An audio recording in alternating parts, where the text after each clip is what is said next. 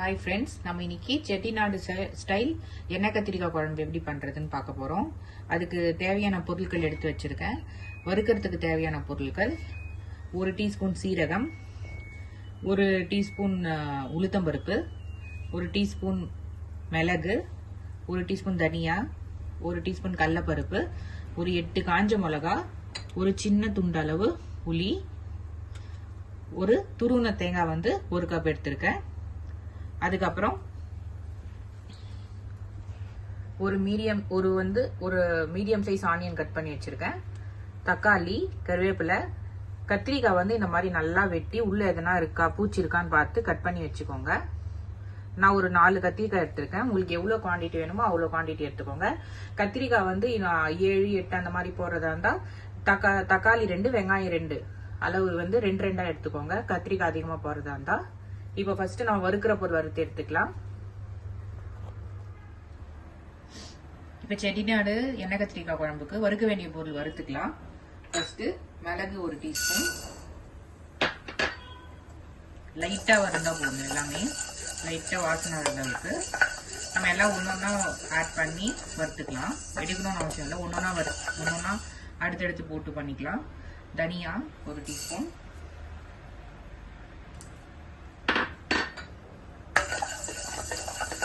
சீரகம் 1 டீஸ்பூன்,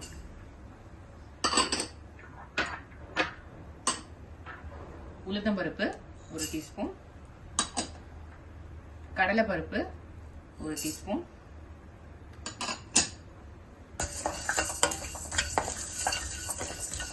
சிம்ல வச்சுட்டு வறுத்துக்கலாம். இது கருந்துச்சுன்னா வாசனை வந்துடும், அந்த தீஞ்ச போடணும், வாடை வரும். மீடியம் ஃப்ளேம்ல வச்சு வறுத்து எடுத்துக்கோங்க. இதோட காஞ்ச மிளகா, எடுத்து வச்சிருக்க புளி சேர்த்துக்கலாம்.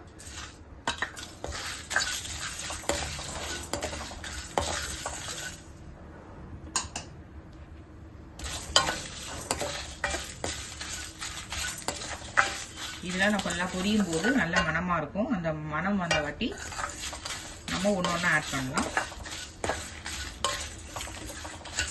இப்ப நல்லா பொரிஞ்சு வந்துட்டு காஞ்ச மிளகா நல்லா பொரியணும்.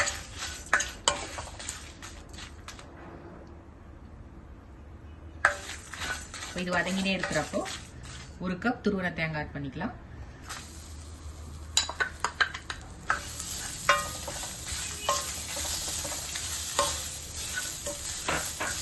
இது ஒரு பொன்னிறமா வறுந்து வரணும்.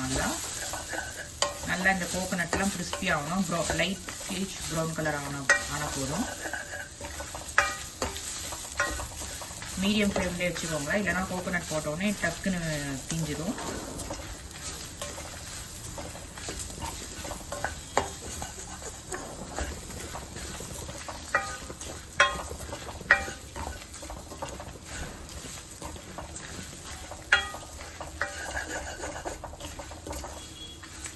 கைவிடாம கலக்கினே இருக்கணும், இல்லைன்னா தேங்காய் அடி பிடிச்சிடும். மீடியம் ஃப்ளேம்ல வச்சா கூட தேங்காய் டக்குன்னு அடி பிடிச்சிடும். கொஞ்சம் நம்ம கலரினே இருக்கணும்.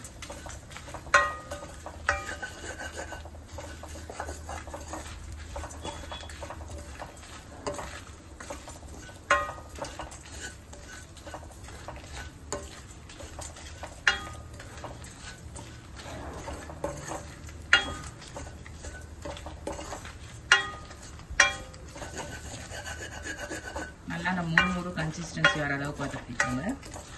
பொறுமையாக வதக்கணும். கொஞ்சம் லேட்டாக தான் ஆகும் இந்த ப்ராசஸ் வதக்கிறதுக்கு. நம்ம எவ்வளோக்கு எவ்வளோ ஸ்லோவாக பண்ணுறோமோ அவ்வளோக்கு அவ்வளோ டேஸ்ட் நம்மளுக்கு சூப்பராக வரும். இந்த தேங்காய் நல்லா பொரியணும், நல்லா முருகணும். அந்த அளவுக்கு நல்லா கைவிடாமல் கலக்கிக்கலாம். தேங்காய் ஈரப்பதத்தோட நம்ம அரைச்சிட்டோம்னா அந்த டேஸ்ட் வராது. ஒவ்வொரு டிஷ்ஷுக்கு ஒரு மாதிரி நம்ம ஆட் பண்ணணும். குருமாக்கெலாம் நம்ம அப்படியே ஆட் பண்ணுவோம் அரைச்சி, அது வேற டேஸ்ட்டு. இது எண்ணெய் கத்திரிக்காய் குழம்புன்ற தொட்டு இது நல்லா வதக்கி இது நல்லா முருகிற அளவுக்கு எடுத்திங்கன்னா தான் நல்லா டேஸ்ட் வரும். இப்போ இந்த கன்சிஸ்டன்சி போதும். நல்லா தேங்காய் வாடை நல்லா முறுமுறுன்னு ஆயிடுச்சு. இப்போ இதை ஆற விட்டு அரைச்சி எடுத்துக்கலாம். இப்போ அதே கடாயில் நம்ம வறுத்தோம் இல்லையா அதே கடாயில் நான் ஒரு 2லேருந்து 3 டேபிள் ஸ்பூன் அளவுக்கு ஆயில் எடுத்திருக்கேன். நல்லெண்ணெய் சேர்த்திங்கன்னா நல்லாயிருக்கும். புளி குழம்பு, கார குழம்பு, அந்த மாதிரி எண்ணெய் கத்திரிக்காய் குழம்பு செய்யும்போது எண்ணெய் தாராளமாக விட்டால் தான் நல்லாயிருக்கும். இது பொரியட்டும். இதில் கடுகு உளுத்தம் பருப்பு சேர்த்துக்கலாம்.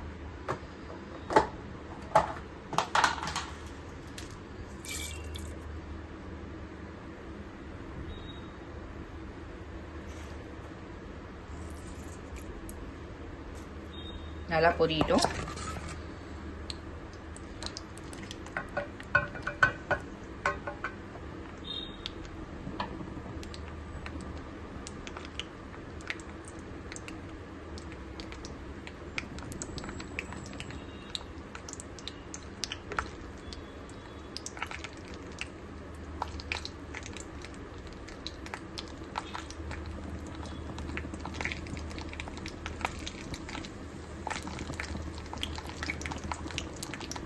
கடுகு உளுத்தம் பருப்பு நல்லா பொரிஞ்சிச்சு.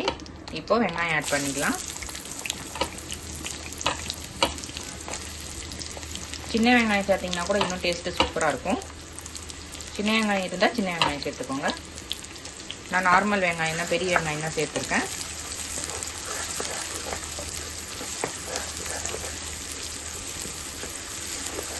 இது கூடவே கருவேப்பிலை சேர்த்துக்கலாம்.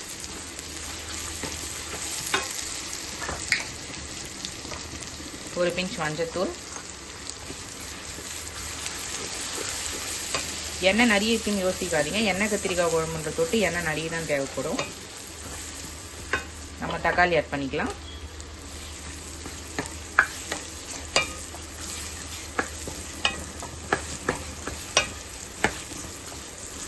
தக்காளி இந்த அளவு வதங்கினா போதும். ஏன்னா நம்ம கத்திரிக்காய் போட்டு வதக்கணும். வெங்காயம் தக்காளி நல்லா வதங்கிடுச்சுன்னா நம்ம கத்திரிக்காய் போட்டோன்னே டக்குன்னு ரோஸ்ட் ஆகிடும். அப்புறம் வெங்காயம் தக்காளிலாம் கருக சான்ஸ் இருக்குது. அதனால் நம்ம இந்த ஸ்டேஜ் வதங்கினா போதும். இந்த ஸ்டேஜில் நம்ம வெட்டி வச்சுருக்க கத்திரிக்காயை போட்டுக்கலாம்.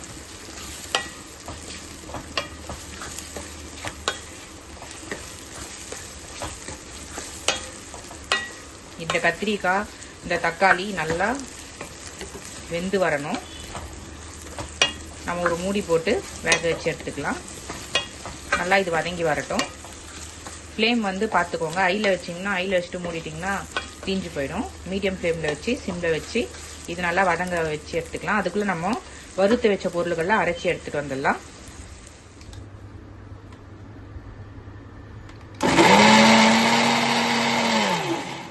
ஃபஸ்ட்டு ஒரு சுற்று விட்டு எடுத்துட்டு அதுக்கப்புறமா தண்ணி ஊற்றி அரைங்க. அப்போ தான் அந்த தனியாலாம் அரையும். ஃபஸ்ட்டே தண்ணி ஊற்றிட்டிங்கன்னா தனியா மிளகுலாம் அரையாது. அப்படியே பல்லா அப்படியே நர நரன்னு இருக்கும். ஃபஸ்ட்டு அரைச்சிட்டு அதுக்கப்புறம் தண்ணி ஊற்றி அரைங்க.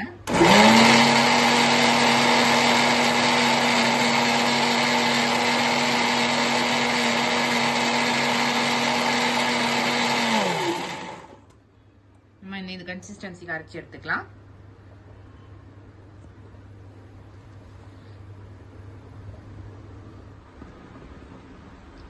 இப்போ மசிஞ்சு வந்துச்சான்னு பார்க்கலாம்.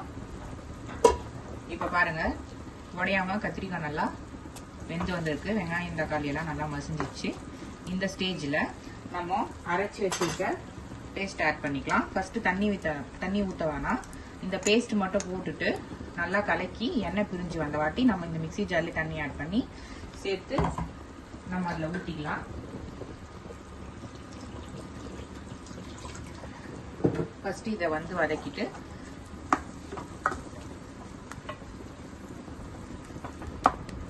கொஞ்ச நேரம் எண்ணெயில வதக்கிக்கலாம். அந்த நம்ம எல்லாம் வறுத்து தான் சேர்த்துருக்கோம். இருந்தாலும் கொஞ்சம் நல்லா வதக்கிட்டு அதுக்கப்புறம் நம்ம சேர்த்தோம்னா இன்னும் குழம்பு வந்து டேஸ்டா இருக்கும்.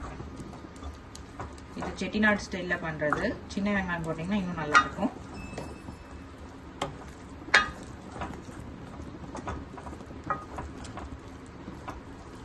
குழம்பு கத்திரிக்காய் உடையாம கலக்கிக்கலாம்.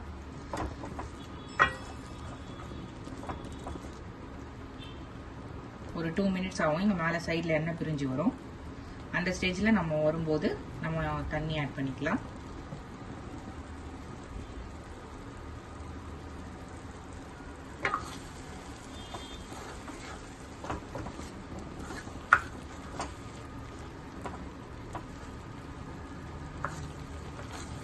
இப்போ பாருங்க சைடில் எண்ணெய் பிரிஞ்சு வர ஆரம்பிக்குது. இந்த ஸ்டேஜில் நம்ம தண்ணி ஊற்றிக்கலாம்.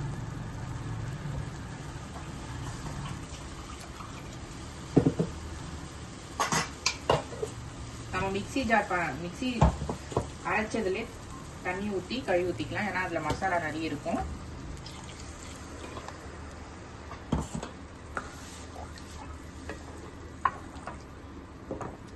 உங்களுக்கு திக்கா வேணும்னா தண்ணி கம்மியாக ஊற்றிக்கோங்க. இல்லை நல்லா தண்ணியாக வேணும்னா இன்னும் கொஞ்சம் தண்ணி ஊற்றிக்கோங்க. ஆனால் இது கொஞ்சம் வந்து செமி கிரேவியாக இருந்தால் தான் நல்லாயிருக்கும். இப்போ நம்ம குழம்புக்கு தேவையான சால்ட் போட்டுக்கலாம்.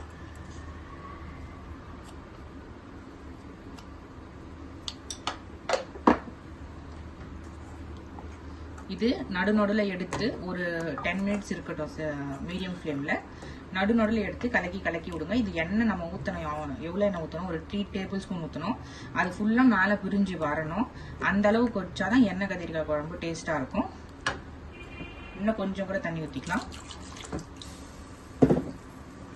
நான் இதை மூடி போட்டு எண்ணெய் பிரிஞ்சு வர அளவுக்கு நடுநடுவில் எடுத்து கலக்கி கொதிக்க வச்சுட்டு காமிக்கிறேன்.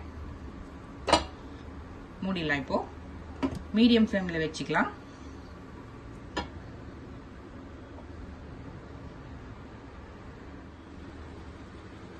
இப்போ நம்ம மூடி வச்சு ஒரு 6 மினிட்ஸ் ஆயிடுச்சு. நடுநடு எடுத்து கலக்கிக்கலாம். இப்போ ஒரு முறை கலக்கி விட்டுக்கலாம். அப்பதான் அடியில் வந்து தங்காமல் அடி பிடிக்காமல் இருக்கும். இப்போ லைட்டாக மேலே எண்ணெய் பிரிய ஆரம்பிச்சிருக்கு பாருங்க இந்த சைடில். இப்போ இன்னும் நல்லா ஃபுல்லாக எண்ணெய் பிரிஞ்சு வரும்.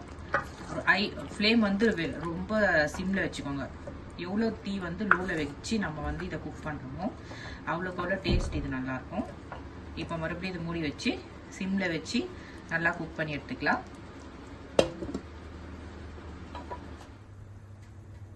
இப்போ எடுத்து பார்க்கலாம். இப்போ பாருங்க நல்லா எண்ணெய் பிரிஞ்சு வந்துட்டு இருக்கு.